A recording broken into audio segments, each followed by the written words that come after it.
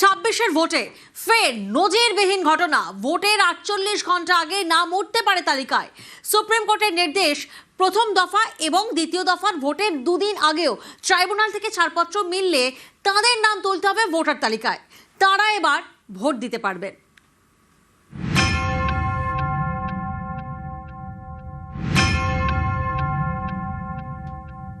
আজকে supreme court order দিয়েছেন, যাদের নাম আছে ট্রিব্যুনালে, মানে যারা অ্যাপ্লাই করেছেন, ফার্স্ট ফেজের ভোটার লিস্ট ওরা ডিক্লেয়ার করবে, সাপ্লিমেন্টারি লিস্ট 21 তারিখে, 23 তারিখের আগে।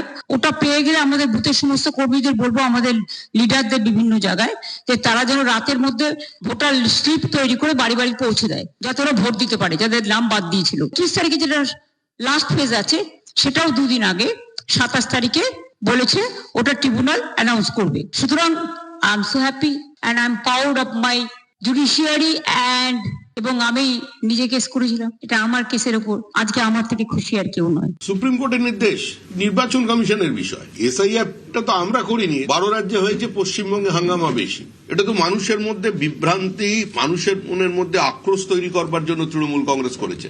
আমরা সন্তুষ্ট নই। পুরনো ভোটার লিস্টেই ভোট করিয়ে নিন। মমতা বন্দ্যোপাধ্যায় যেভাবে ভোট চাইছেন সেভাবে ভোট করিয়ে নিন। তারপরেও তৃণমূল চতুর্থবারের জন্য ক্ষমতায় আসবে না। কয়েকদিন পরেই বিধানসভা ভোট, তার আগে ফের নজিরবিহীন ঘটনা। এসআইআর মামলায় বৃহস্পতিবার সুপ্রিম কোর্টের প্রধান বিচারপতির বেঞ্চ জানিয়ে দিল, ভোটের 48 ঘন্টা আগেও তালিকায় নাম উঠতে পারে। শীর্ষ আদালতের নির্দেশ, 21 এবং 27 তারিখের মধ্যে ট্রাইব্যুনাল ছাড়পত্র দিলে তারা ভোট দিতে পারবেন। তাদের নাম ভোটার তালিকায় যুক্ত করতে হবে। প্রথম দফার ভোটের আগে 21 তারিখ সাপ্লিমেন্টারি তালিকা প্রকাশ করতে হবে। দ্বিতীয় দফার ভোটের আগে 27 তারিখ তালিকা প্রকাশ করতে হবে কমিশনকে। সংবিধানের 142 নম্বর ধারা প্রয়োগ করে এই নির্দেশ। অর্থাৎ 21 এপ্রিলের মধ্যে ট্রাইব্যুনাল ছাড়পত্র দিলে 23 এপ্রিল প্রথম দফার ভোট দেওয়া যাবে এবং 27 এপ্রিলের মধ্যে ছাড়পত্র পেলে দেওয়া যাবে 29 এপ্রিল দ্বিতীয় দফার ভোট। 21 তারিখ পর্যন্ত যত অ্যাপিল ডিসাইড হবে, যদি ইনক্লুশন হয় সেগুলো অ্যাড হবে, এবং ওপাশে হচ্ছে 27 তারিখ সেকেন্ড ফেজে যতগুলো অ্যাপিল অ্যালাউ করবে যাদের নাম, তাদের নাম ইনক্লুড হবে।